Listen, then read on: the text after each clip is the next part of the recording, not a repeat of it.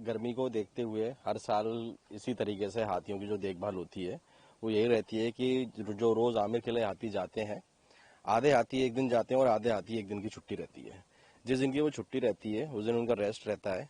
Rest वाले दिन वो सारे हाथी नदी तालाब, जो आपके पीछे देख ही रहे हैं आप, इधर हाथी अपने तालाब के अंदर सुबह दोपहर शाम जब भी इनको थोड़ी थोड़ी देर मावत खाना खिलाने के बाद लेकर आता है तालाब के अंदर, तालाब में ये नहाते हैं।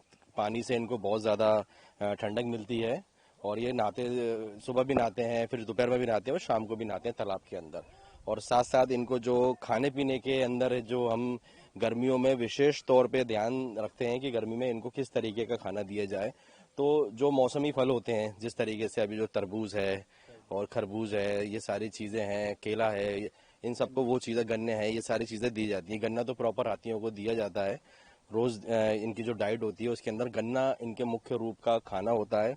और उसके साथ साथ गर्मियों में जो फल हैं और ठंडी चीज़ें हैं, रंजका है, वो सारी चीज़ें इनको दी जाती हैं। तो गर्मियों में भी इनको विशेष तौर पे ख्याल रखा जाता है कि तापमान जैसे जैसे बढ़ेगा, जैसे जैसे गर्मी बढ़ती है, तो हाथी का भी दिमाग शांत रहना चाहिए गर्मी के अंदर। तो गर्मी में दिमाग शांत जब ही रहेगा जब वो बिल्कुल आराम करेंगे। गर्मी में इतना ज़्यादा कुछ काम होता भी नहीं है हाथियों का, और ज़्यादातर वो हाथी रेस्ट ही करते हैं गर्मियों में।